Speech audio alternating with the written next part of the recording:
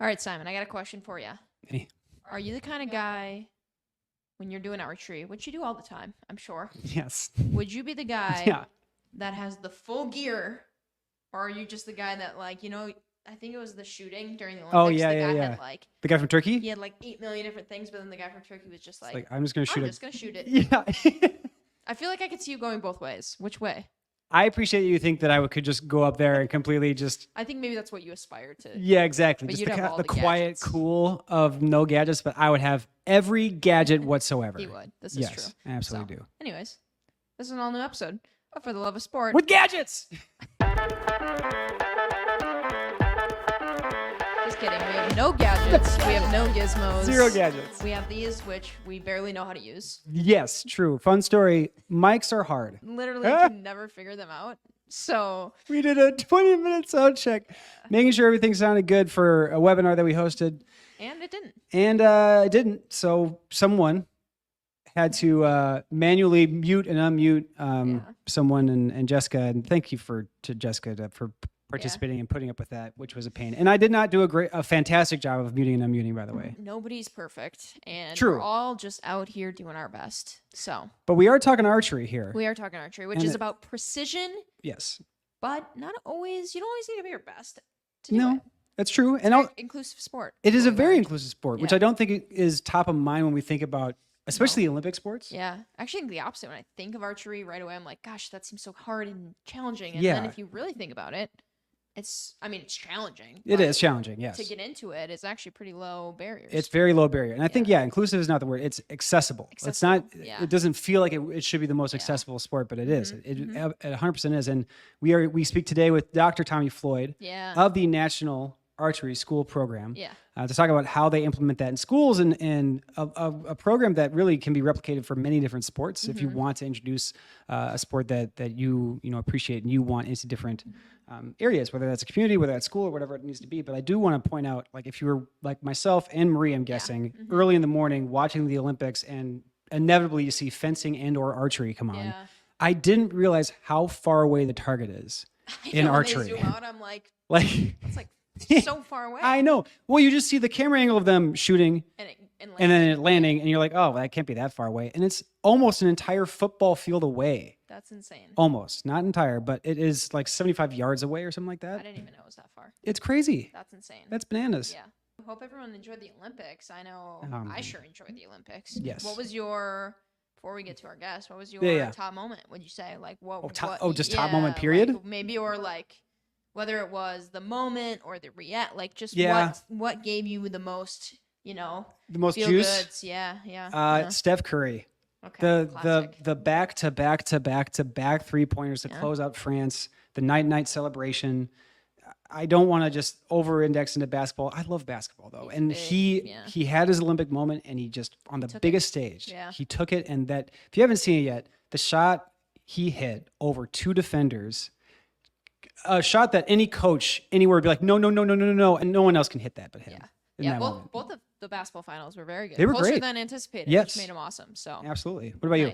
I think I have a few, and they're all like track and field related. There were so many moments where like the U.S. was like behind, and then went around and won, like the 1500, the men's 1500. That was great. Cole Hawker coming back because they built it up like they did. These 2 guys are gonna be and then all of a sudden little Cole Hawker came out of nowhere. Comes out of nowhere. Quincy Hall. Oh, Quincy Hall. He came out of nowhere. He looked like he was in so much pain. I was like, this guy has nothing left. The way he was running, I like, honestly, I felt like he was chasing after the love of his life in an airport. Like I wanted the swell of the music to get there, but he just cruised to a victory. That was awesome. So those were impressive. But I mean, I think the big shout out has to go to just the women in general. I think they won like 65% of the medals for Team USA. For sure. That's crazy. So anyways, it was good. Olympics, Paris, close the book on that. And then LA, 2028. Here we come. It's coming next Summer Olympics. It's going to be here in no time, which is stoked. We're hoping our podcast really takes off, and we'll be hosting some show on We're just going to go. So stay tuned. We're just going to show up. Oh, yeah. Like, we'll just be around. Yeah. So you never know. Like, just an understudy. Coming to just outside the Olympic Village. Yeah, we're so close to being there. So, yeah. LA will be awesome. Archery. was awesome. It will be awesome. It's a great sport. If you want to talk to somebody who knows a lot about something and is very passionate about it, this is your guy right here. You keep listening to Dr. Tommy Floyd.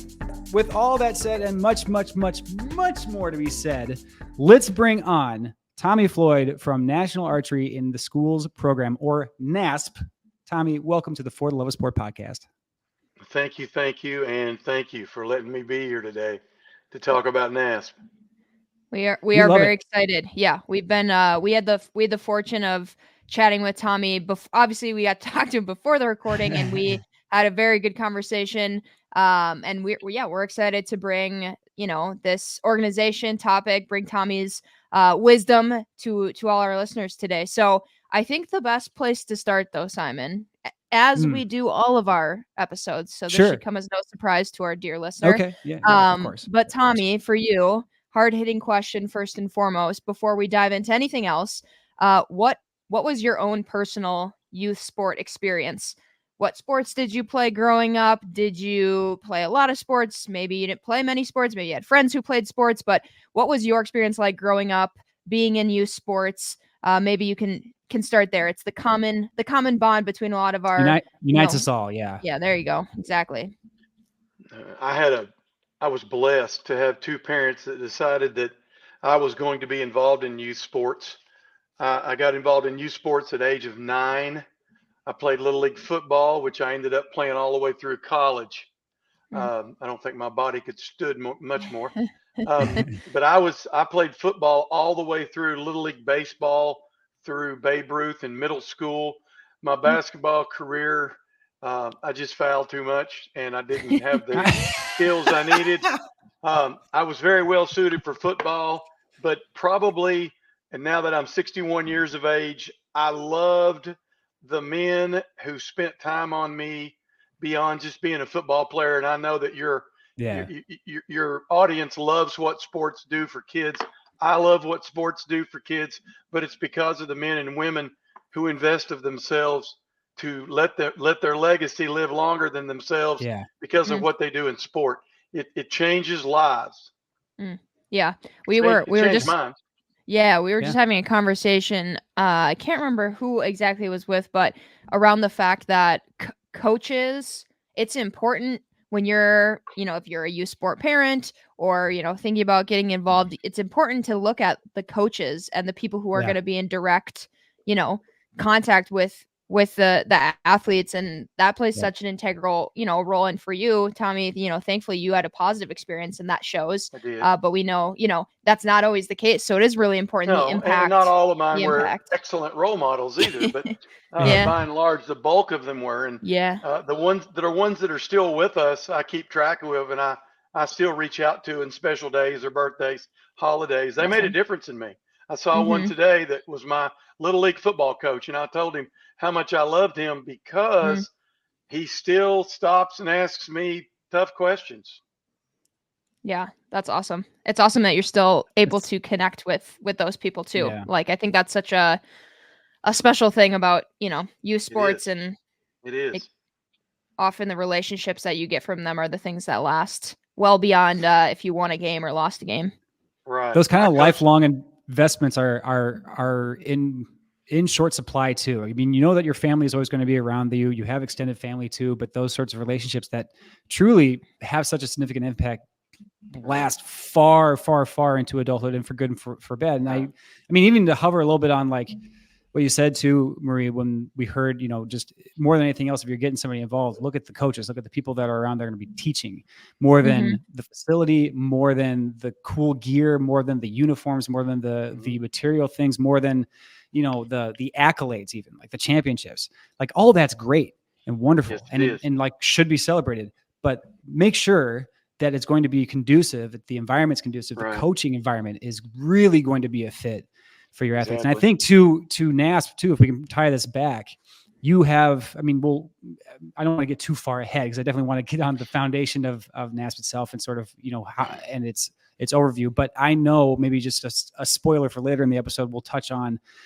how you guys cultivate such an amazing group of instructors and how that is indicative of the program itself. But let's start at the very beginning here, Tommy, for for any of those listeners who are maybe brand new to archery or to NASP in general, if you can give us the 10,000 foot view of the program, its history, its inception, and your involvement too. The National Archery in the Schools program was founded in 2002. So we're starting our 22nd year. We've had 21 million boys and girls, grades 4 through 12, pass through it to get a safe and positive introduction to the sport of archery. Now, archery being a sport that you can do your entire life. Mm-hmm. I actually, just like my Little League sports, my mother and father gave me a bow when I was 9 years old. So I was very happy being alone out there in the surrounding woods around my house with my bow and learning to shoot it. I had no one to ask, how do you do it? I trial and error. And, you know, it was it's a little funny. Much later, when I decided to join NASP, I learned how to shoot a bow, because, you know, until that point I was 40. For 40 years, I'd been shooting a bow very differently. So as a bow guy, as a bow hunter, through high school and beyond, it wasn't so much of the bow hunting and taking of the animal, although I took plenty and enjoyed eating every one of them. But it was being outside. And sure. So the archery had me. So here I am now, having been a biology teacher and a football coach, and I stepped away from the football and I stayed into the biology, and I was teaching biology and anatomy, and the administration thing came along, and I pushed back, but that's where God wanted me to be. So I ended up a high school principal at my high school. Wow. So that's a full circle moment. Welcome back. I knew all the places I used to hide, so I'd go check them. Like, I wonder if this is still a hot spot. Yeah. How does he know? How does he know where we're at every single time? And I never told him. So I remember getting the email, and I will admit 100%, it was a chance to teach kids archery that hooked me. Yeah. So I went to a training. I learned how to shoot the 11 steps, which we still teach that today. I remember the group, I put it out there for elementary, middle, and high, and I had a group. I have about 25 show up that first year, and it was a mixture of elementary, middle, and high. But within just a short amount of time, you know, when you're the principal, you do all kinds of things. You work some with adults, you're working with your teachers. A lot of times you're working with the kids for discipline issues. Here were 20 some kids that before I knew it, they had me, they had my heart. I had theirs.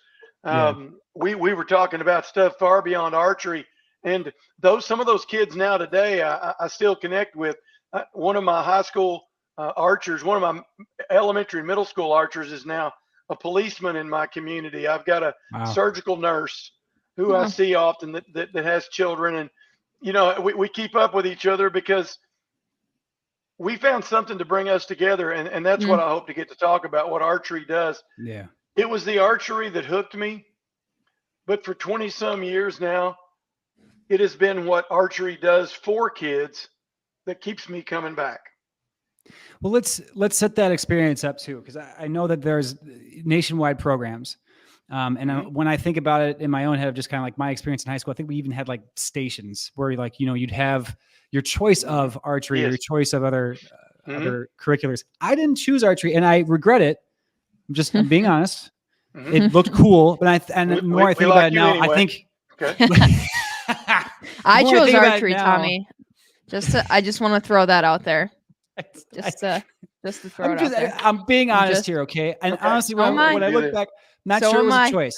I think it was more like, all right, we're gonna just do like a rotation, and then maybe I didn't get a chance to, or maybe I like tried it once and I didn't, you know, it didn't stick with me or whatever it was. But let's shape that journey and that experience. Like let's imagine everyone, and dear listener, you can join with us here. You're fresh faced kid. You're walking into the gymnasium. What are they about to experience for the first time with NASP? We are an in-school program, meaning that if you're going to call yourself a NASP school, almost 9,000 of them right now, 1.3 million kids last year received archery lessons. So you come into the gym, and 66% of our kids, based on our most recent survey, are first-time archers. So they come into the gym, and the PE teacher that's teaching, PE is the most common. It's not the only delivery. There's some agriculture, there's some JROTC, there's lots of different ways, but most of the students, they get it from PE class. So you come in there and you were taught how to stand. Everything in our program is done on a whistle blast. You learn how to hold the bow. You learn how to safely reach over into the quiver and load the arrow onto the bow, draw the bow anchor, aim, release, reflect. You learn how to shoot the bow in 11 steps. You learn how to do that mentally, starting with where your feet are until you let the arrow go, and you reflect on where the shot, how it felt, and so on. But a neat thing happens. By and large, the majority of the students learn how to control where the arrow goes on the target. Now, the one thing that I will say early is this student has come in here and they've learned to shoot the bow, and they have some success at shooting the bow. Now, let's get this out there. Regardless of whether next week you're talking about basketball or field hockey or football or whatever you're talking about, kids need success. A lot of kids live in households that don't have a lot of success.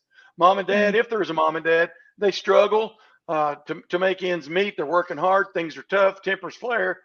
Sometimes kids don't have a lot of success. So you're this kid, boy or girl, doesn't matter. And you're in the gym. You learn how to shoot the bow, and oh man, I like this. Oh, this is fun. Oh, I want to do this some more. So they get to do it some more, and they get to do it some more, and they do it a bunch, and then they go to lunch. And everybody at their table that wasn't in PE class, they get to hear about the bow experience. Then they get on the bus and they talk about it some more. Then they get home, and whoever they live with, they talk about it some more. And the next day they come and, maybe they have PE, maybe they don't. This thing appeals to kids because it gives them a chance for success. It gives them some self-esteem. And I have seen this with the 20-some that I started with in 2003. I saw this last year. I have dozens of moms, dads, grandmas, grandpas, guardians, foster families. Hey, let me tell you what this archery thing does for my daughter, does for my son. Yeah. It's not about a score. It's not about anything other than that child needs some success. And I'm sorry, when you're starting in the 4th grade, 5th grade, 6th grade, 7th grade, you're starting to make a lot of decisions about who you're going to be. And a lot of our kids, they get a taste for the archery and they want more. Parents hear about the fact that their kids are finally involved in something. The ones, when I was worried as a teacher or a principal, it was the kids who got on a bus, sometimes before daylight, went to school, went through the day. Don't look at me. I won't cause you a problem. Let me just hide right here. And then I'm going to get back on that bus and I'm going to go home. Those were the ones that are hardest to reach. They're disengaged. There may be other issues oftentimes that come with that, but by and large, they're not engaged. So automatically they're engaged, many for the first time. So they get with the principal, they get with teachers, they get with parents, and they decide to form a competitive after school program. Now about 12 or 13% of our kids do that. So you think that's not a lot. And yet we have 3 national tournaments, one of which we'll have somewhere between 15 and 20,000 kids. That's wild. Shoot over 3 days. It does not care where you live. It does not care what you look like. We are a 50-50 boy-girl participation rate right now. And I have a daughter and I have a son. Both my children shot in NASP. My daughter had some incredible success. She was actually the national champion one year. Whoa. Let's really give some accolades. There you go. And I'll tell you why that was, because when she did it, I wasn't her coach. That's what she'll tell you. So I mean, beyond the success on the range, you've got a whole group of kids wearing a school-colored shirt. They're talking about making the kind of grades they need to make to be on the team. They're talking about behavior such that they're not barred from representing the school. They're probably engaged. And the one thing that I loved when my coaches would come to me and they had a student that wasn't doing well academically. I talked to young adults who have decided to drop out of school. What do you think they want to talk about? They wish they hadn't dropped out of school. Mm-hmm. You know, the one thing that school and sports do for you, you learn how to fail and you learn how to succeed. And sometimes learning how to fail forward. Mm-hmm. I got beat so bad the last time we played this sport, and yet here I am standing here ready to go again. Yeah, I was gonna say, do it today.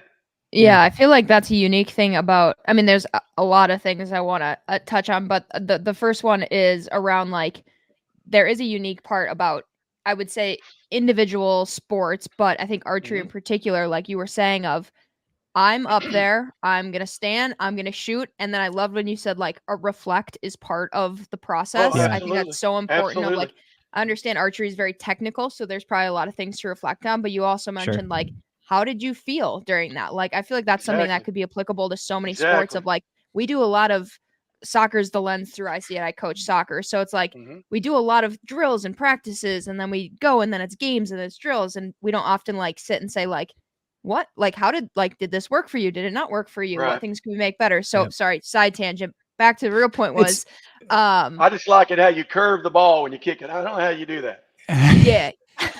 Either do I, honestly. I don't think anyone knows. It just happens. So if someone tells you differently, they're lying to you.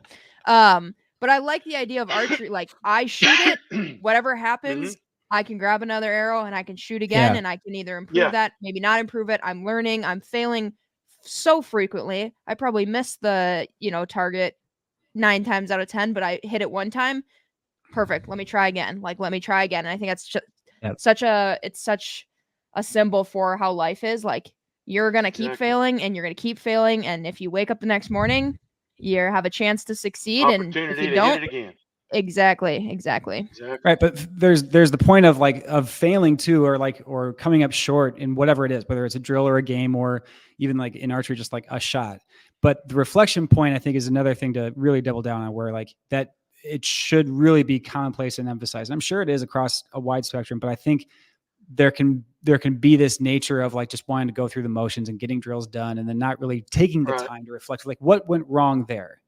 Not to say, like, not to, beat anyone down. It's just like, let's recognize where the mistake was and then learn from it. Because then it's not a mistake. Then you just learn. We teach the kids the 11 steps. And what's really neat is I see a 4-foot tall student teaching a 6-foot tall student. Yeah. Because the 4-foot tall student can beat the 6-foot tall student. Yeah. I see the young lady who, she has a group of arrows in the yellow, and what it is, and we have some incredible archers, and I'm going to get into that, but you have some archers, and it's almost like they shoot on how it feels.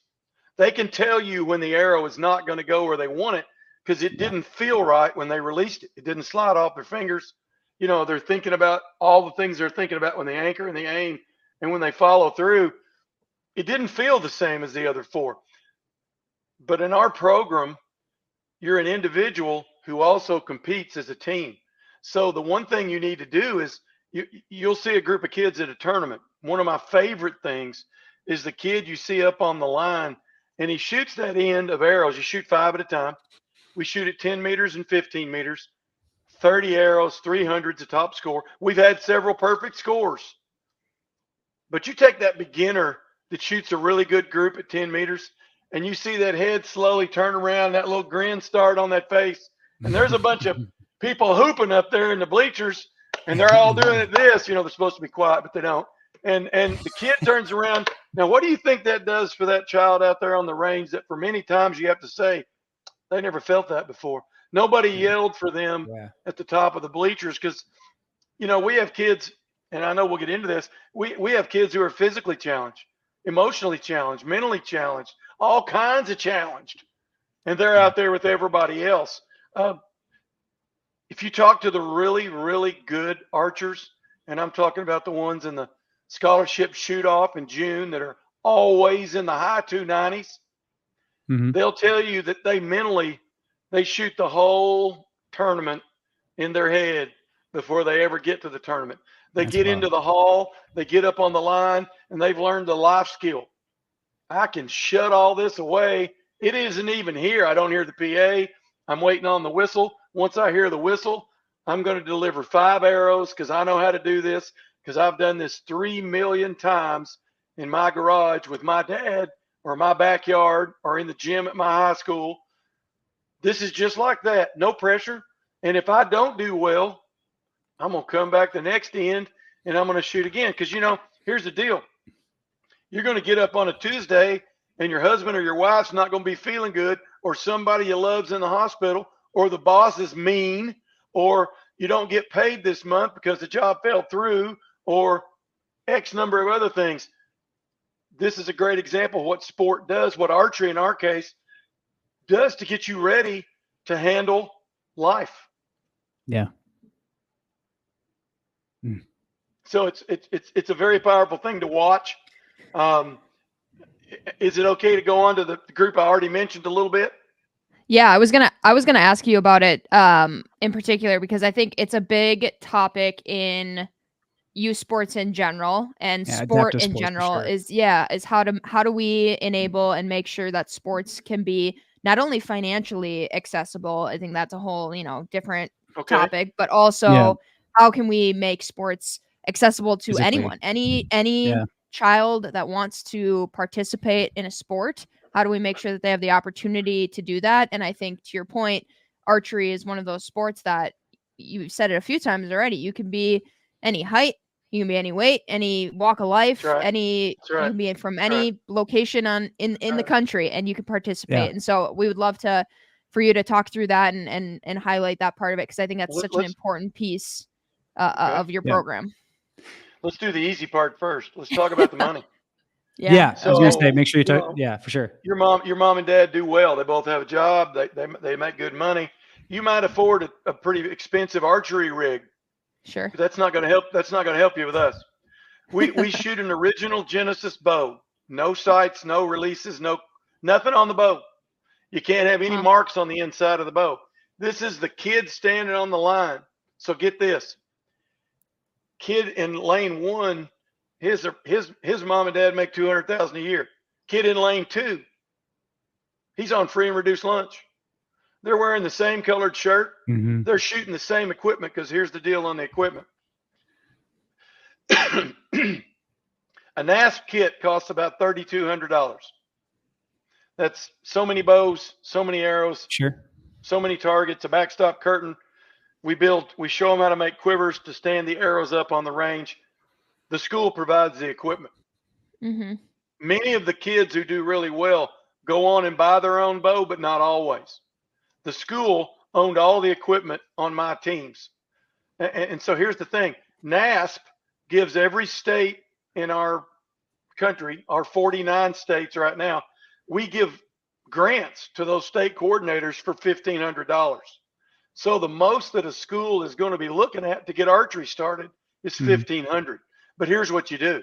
You go to Rotary Chamber, Kiwanis, whoever, your sportsman's clubs, your skeet and trap club. I know it's archery, but if you tell them kids are going to start shooting bows in school, they're going to help you. When I was a principal, I put it out there that we were getting ready to start NASP. I didn't spend any school money. I didn't spend any school money on the first 3 kits. Wow. Because the next year I had 120 kids show up, because everybody wants a piece of that success. So the financial piece, we have eliminated the arms race. Just because you can afford a $3,000 bow doesn't mean it's going to help you a bit in NASP, because it's not. This is you, the student. Now let's talk about the one that you just talked about, and that's the kids who go through life's challenges. We have kids in wheelchairs. We have visually impaired students. We have deaf students. We have students without arms. Mm-hmm. We have students without legs.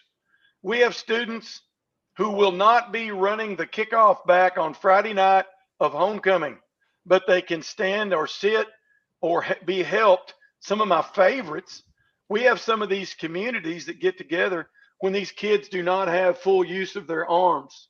And they will go to a machine shop, or we have several vendors that provide these things. And these guys and gals will come together and they'll build a frame to set the bow in, so this kid who does not have both arms can shoot with their mouth. We have a lot of kids shoot with their mouth. That's wild. And I'm just going to throw this out there. The kid that shoots with their mouth or with something else other than what you and I would shoot with, they don't seem to enjoy it any less. They seem to be just as fired up as everybody else. Actually, the people in our program who struggle the most are the really tall kids with extremely long arms, because that Genesis bow will only come back. So we do all kinds of things. We do string loops. We have a different position. Everybody else, we're okay with you finding out a way to shoot, because it is incredible. And I mean incredible to see that child turn around and look back, and everybody back there is giving them the super clap, just like everybody else, because it ought to be just like everybody else. To your point, I mean, this is exactly to your point of like the kids need to experience success, and that kind of confidence boosting success of like hitting the target, even something as simple as that, or even something as simple as just like having the arrow just fly like directly. And I'm starting to, now that I go back in my mind, I'm starting to realize maybe why I was shunned away from archery, because I'm all just gangly arms and just long and loose. I was like, Simon is literally the exact profile you just mentioned. We are not going to break these bows, MacKenzie. I need you just to get over there to the side. Do not even attempt this.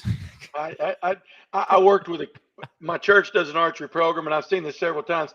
I had a student with autism, and he told me the first time I worked with him individually, he was afraid of the bow. He was afraid of the bow. 3 weeks later, he asked me if he could have his mom come out there on the range so he could teach her how to shoot the bow, so that when she bought his bow, they could shoot together at home. Now, come on. That's pretty amazing. Great stuff. That's pretty awesome. And that happens all across. You know, we need to talk about one other thing. We've trained 104,000 adults to be basic archery instructors. Wow. Right now, there's about 25,000 active BAIs in our system, basic archery instructors, archery coaches in NASP. Now, let me tell you what that represents. That represents 25,000 role models, 25,000 academic checkers, 25,000 behavior checkers, 25,000 people who talk about why it's worth being a good teammate. Oh, should we talk about teammate? Teammate like as the employee at your future job, the spouse in your future marriage. Whatever it is that life's going to do, you're not going to do it by yourself. You're going to do it with other people. So 25,000 people right now are working with a group of kids, some may not be theirs, talking about how to make them into better people, not just better archers. But the academic, the behavioral, you know, you talked at the beginning about who some of my favorite people were. They were my little league and middle school, high school, and you know, my college football coach is one of my favorite human beings. He told me he had high expectations for me, and when I did something that he didn't approve of, he told me that I was better than that. And you know, that just about stung me as hard as anything. Yeah. So kids today, they end up with this person, male or female.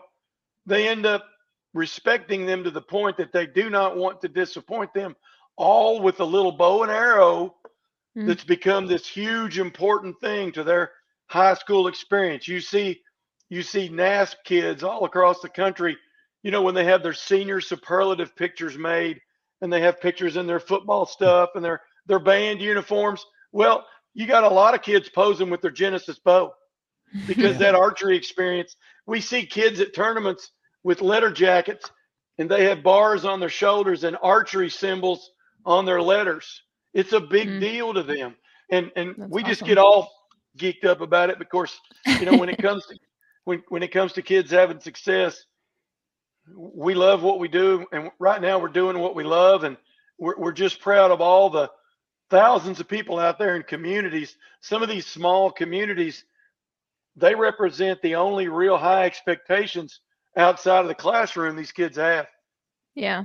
I do want to double down on that part you just said at the end there on the classroom. I think in our conversation we had with you before, and I think just generally, and at least in my own experience and what I've heard, I think there is a correlation between kids who are active in or participating not only in just sports, but obviously for the sake of this conversation, we're talking about sports, but also, you know, band or theater or any other extracurricular activities. There is a correlation to them being involved in that and how they do in school. And I want to know from your perspective, how do you guys build that into your programs, making sure that the student part of student athlete is important, and have you seen kind of correlation to success for people who go through your programs and then in school as well?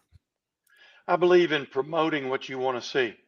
If you want to see a certain kind of behavior, you make it a big deal to see it. Last year, we recognized over 34,000 kids for academic archer, which is honor roll at their local school. Any criteria that's already set up, we recognized 34,000. So we had people communicate with us. They sent us pictures of the end of year honors program where the kids are standing there in their really nice outfits and they're holding up a certificate for academic archer. NASP has exceeded $4 million in scholarship money. Wow. That's $4 million that must be spent only on post-secondary academic and training opportunities, from welding to pre-med. We don't care. The kid wins, they get the check. Now I'm gonna tell you another one. We gave the last several years, we've given away 120 $500 scholarships to kids at our national events just for being there. It's a completely random of score. Our college scholarship shoot off that we have in June, the top kid gets 5,000, and on down, 5, 4, 3, 2, 1. The academic impact of being on a sports team, being in an activity, is for many kids the reason that they're paying attention in a subject that they're not the most excited about. Well, welcome to life.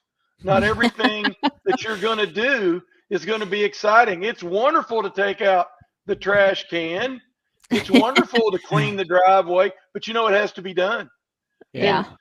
And, academics, I always said that school is a great place to learn how to fall down and get back up without there being just this awful life penalty that comes from hitting adulthood and not having those things. So academic promotion, it's important.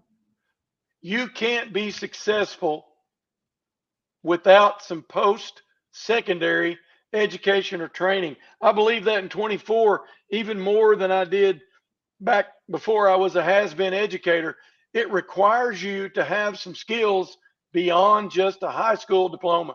And I think the encouragement that these people do, and I didn't say this earlier, but these role models that push academic success because they're involved in archery, these are the same people that they send baby pictures to, they send wedding invitations to, because you've got listeners out there that may have liked something we talked about and they want to know how to start NASP and get it going. We'll talk about that in just a second. This is an opportunity to use something that you can take zero archery experience, get it into your community school, and make a difference with kids. And I'm going to talk about this before I forget, because I'm getting to that point where I start forgetting. Somebody out there may have a principal. They're not opposed to what I'm talking about. They're not for it either. They're kind of indifferent. I'll make them this promise.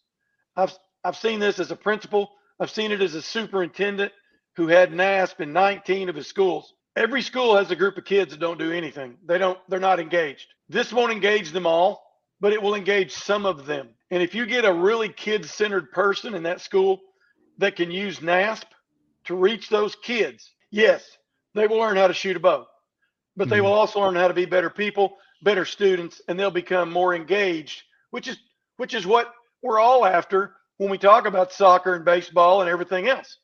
We're wanting to put kids in a situation where they learn focus, self-discipline, teammate.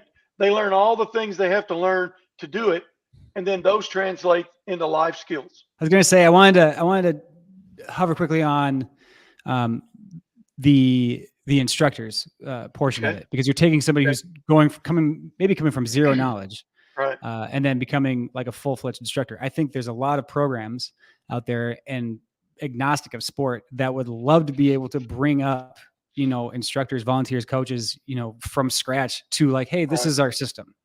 Do you have, is there maybe some core tenets that that could be translated to these other sports, or just to really like getting somebody acquainted very quickly with sort of the core of what NASP can provide, and then the basics and foundations of instructing too? to provide that same experience. Ours is geared around a team of people doing the same thing. Whereas if I was coaching football, I would coach 11 different positions. Soccer, right. I can't tell y'all because I was up in almost my 20s till I realized y'all had the same kind of numbers of plays we had in football. I just thought you tried to, back and forth. Basketball, just kidding. Just thought it was jazz. It's all improv. So we have on our website, naspschools.org, we have a great graphic on our front page, how to bring NASP to a school near you. One of my favorite stories is the example of the young lady that had never shot a bow in her life. And while I was superintendent, she began to be the coach. She got trained. So let me talk about the training. We offer a basic archery instructor course in 49 states. It's a one-day event. We also have a hybrid where you can take some of the material online and then show up at a training face-to-face. Because the one thing I haven't said, and I should have said it at the beginning, is we're starting our 22nd year with an unblemished safety record. Our basic archery instructor course is so vetted that if you follow our protocols, you can tell your principal that what you're about to do is much cheaper and much safer than any ball sport at that school. And we have 21 and a half now years of proof of that. You identified the school. So you're in a community somewhere and you hear this podcast and you think, man, I want to get that going. Well, here's my first question. Do you have a teacher, especially if they're a PE teacher, that loves kids and would be open to maybe becoming certified in NASP? So they will go to this one day's training. As soon as they're trained and they're certified, they will work with their state coordinator or the trainer that trained them, which works for the state coordinator, and they will get an equipment order going, which is, I said, about $3,200. Yep. They can get a grant from us for half of that, almost. The equipment will arrive in a week or two. They can set up the equipment and they can start offering instruction in PE within 2 or 3 weeks. Wow. But here's what I would say. The young lady that I spoke about earlier, she had never shot a bow. She went to a BAI course. She wanted to go in and help the PE teacher because she had a child going to that school. 2 years later, that school won the national tournament. Her kid moved on to the middle school. Guess what happened the next year? The middle school won the national tournament. 3 years later, she went to the high school. High school won. High school won. I mean, I feel like there's a pattern here. If they didn't win the national title, this is a terrible story.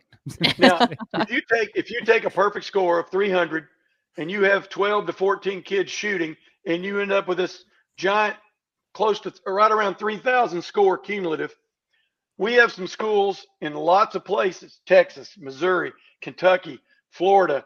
I mean, we're in 49 states. We have some people operating NASP programs that know how to teach kids how to shoot. I mean, and shoot proficiently. Like the whole team shoots above 270. The whole team. And some of the kids shoot in the mid to high 290s. 11 steps of archery is proven. We had one of the most wonderful men named Tim Strickland, who was an Olympic archery coach for the United States, help NASP in its early years develop the protocols around how to teach archery. And, 22 years now, it's proven itself that kids learn how to shoot the bow and they find success. So if you don't have any experience, here's what you do need. You need a willing principal who will listen to data that you can show them. This is the safest, except for table tennis. I think we're ahead of every ball sport. And that wasn't a joke. In the last comparison, they used table tennis on me. So I've had some vicious table tennis games. I have to say, corners, baby. So you need a willing teacher and you need a willing principal. And once you offer it in PE, if you want to have an after-school shooting program, everybody at the school is eligible. So that's why this thing, because here's what happens. School A over here is the elementary or the middle school, and they get NASP, and it starts happening, and everybody is all excited. Kids at the high school are thinking, man, what's up? Why don't I have that? Those kids come to the high school, and then the high school gets it, and it does the same thing. Within 4 or 5 years, it's at the elementary, middle, and high, and it's a feeder system. You see these high school teams, they're always on the podium at our national events. Their middle schools are there. Their elementary schools are there. There's a culture that someone is bringing on new instructors all the time on how to shoot the bow and how to do some of their secret sauce, if you would, to get all these kids shooting. So I'm talking a lot more about tournaments probably than you wanted me to, but I don't want to stray away from what you're good. I think's most important. I'm trying to figure out who I am, and I find this bow and arrow, and it just gives me all kinds of things I didn't have before that have nothing to do with archery.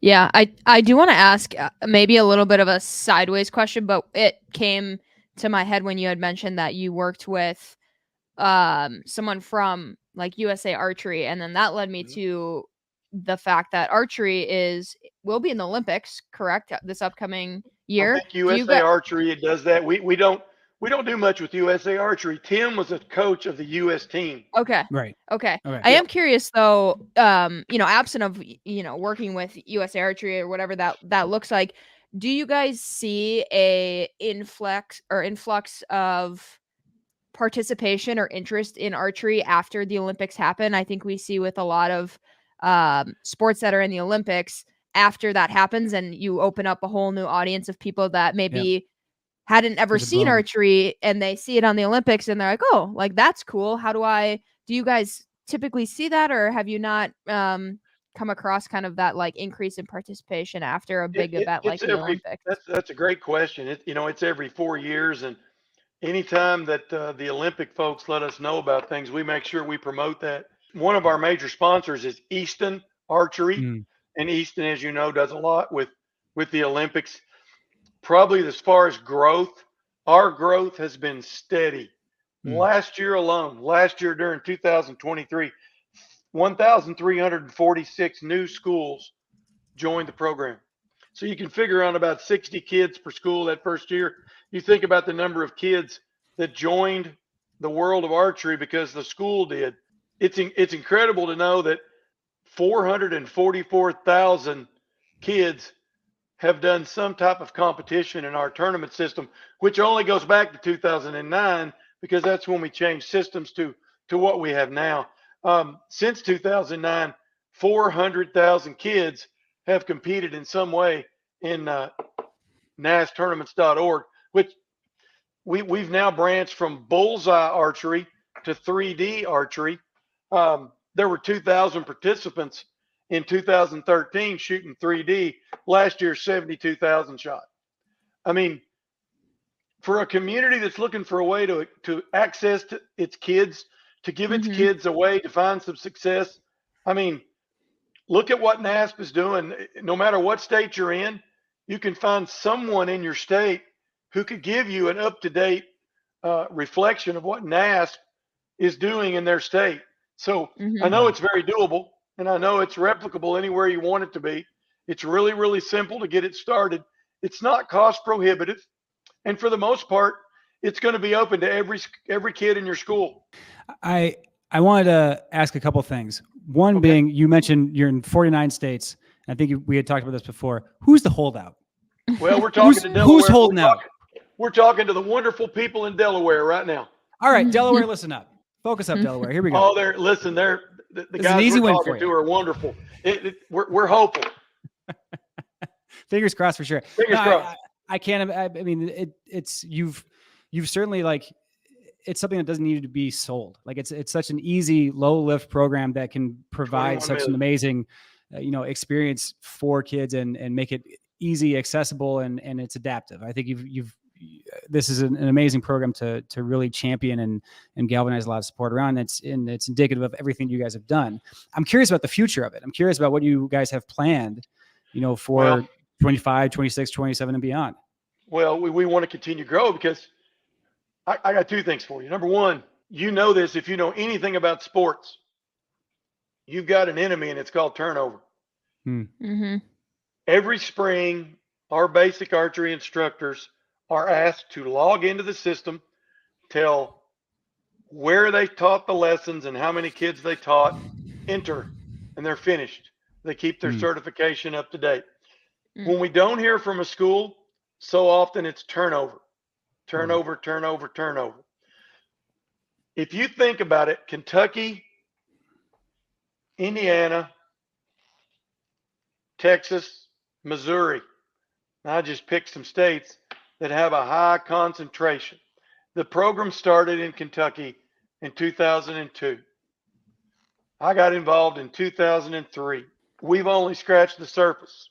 Now, I won't get all really deeply philosophical on you, but if you can take everything about you and set it over here to the side, you only have so much time. It's not debatable. And we see our biggest enemy, not any other archery program or any other sport. We have a goal to reach them all. And we're a long way from reaching them all. They all won't want to do it. They may get it in PE, but they want to continue it. We just know this. NASP works for kids. Yeah. Whether you're a fourth grader or whether you're a senior. Some of them cry at their last tournament, male and female, because they think their archery career is over, and it's not. There's lots of ways to keep shooting the bow as an adult. Our biggest goal is to continue to try to reach more kids. They're as happy as I am about 13,046 new schools. We may beat that this year, but at the same time, we'll have X number of schools, 400 or 500, let's say, that we have to chase down and find out why they didn't report. We're trying to think about every way we can. We have new grants to reactivate a school. So if your school goes dormant for a year or two and we find out, we'll give you some money to get new arrows, to get new strings for your bows, to go to the trainings, to get yourself back engaged, to start shooting NASP. We put a lot of thought into this. We really try to be approachable and easy to work with. We put our rules out there, and you know about rules. Everybody wants to help you with your rules. Everyone's got something to say. Yeah, because I don't like this rule. I don't like that rule. but here's something for you. 66% of our kids are first timers. They didn't ever handle a bow before. Somebody in their family started shooting a bow. 19% of them said yes. Almost 20% of them said, hey, I started shooting a bow. Somebody else in my family started shooting a bow. And because of that, you know, we know that archery spreads. Over 20 million archers in America. There weren't nearly that many before NASP, but I'm not going to say we're the only thing.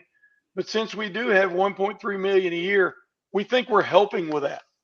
And we're here to help educators, and we're here to grow the sport of archery. Yeah. I mean, I feel like we could listen. Obviously, the passion that you have is certainly coming through, and that gets, you know, Simon and I amped up. And, you know, I feel like we could probably ask and talk about this for hours and hours. And I'm sure you have, you'd be a willing participant in that.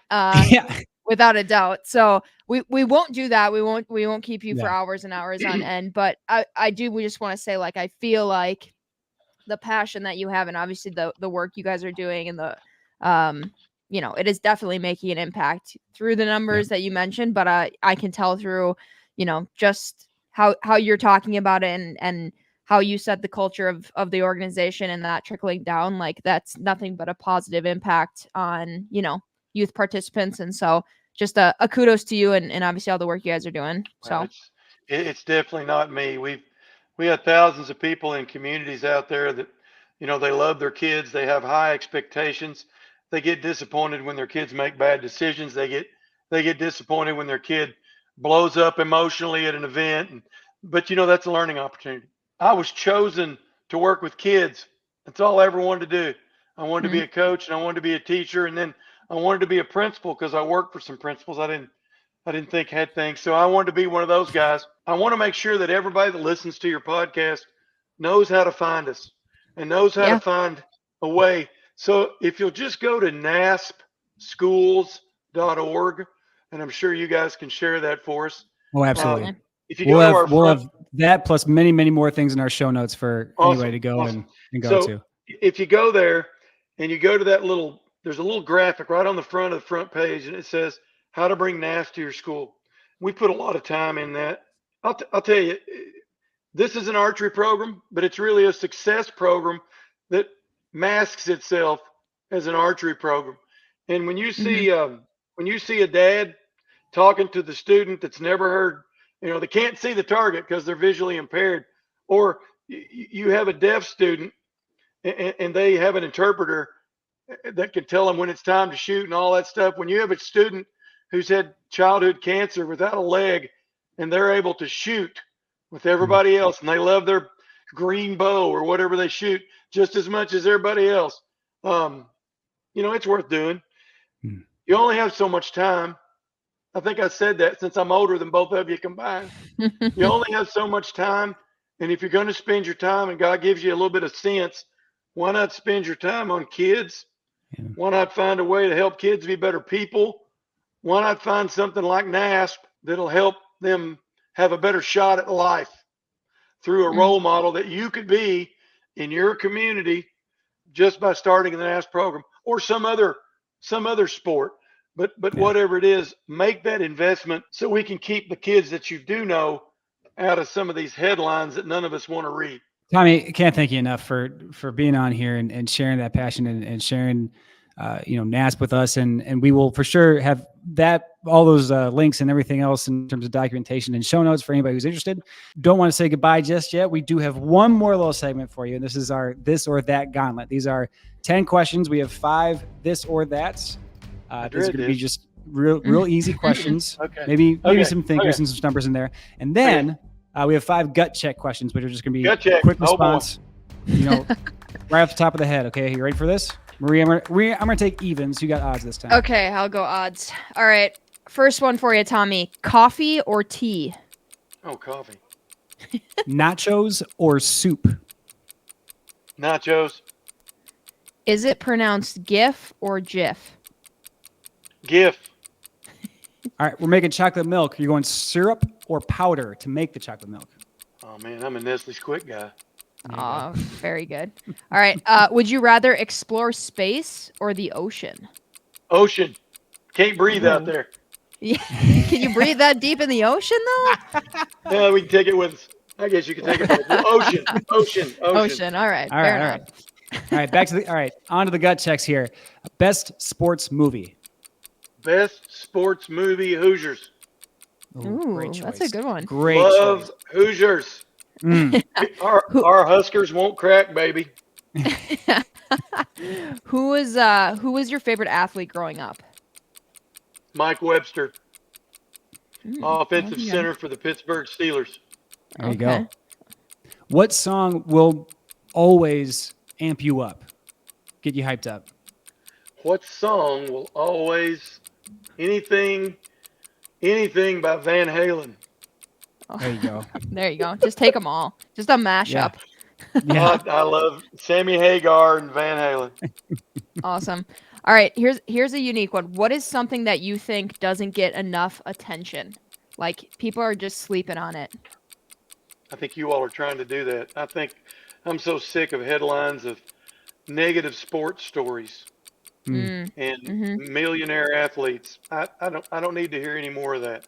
What I need to hear more of, because it's hard enough without dwelling on the negative, I need to hear about the kid who stopped doing drugs and stopped smoking and stopped skipping school and became something. It was the first kid with his last name to graduate high school and the first kid with his or her last name to go and earn a scholarship and got out of college and did something with their life. There's millions of sports stories where that's happened in communities, and we act like nobody wants to hear it. I want to hear it. Me too. Love it. Me too.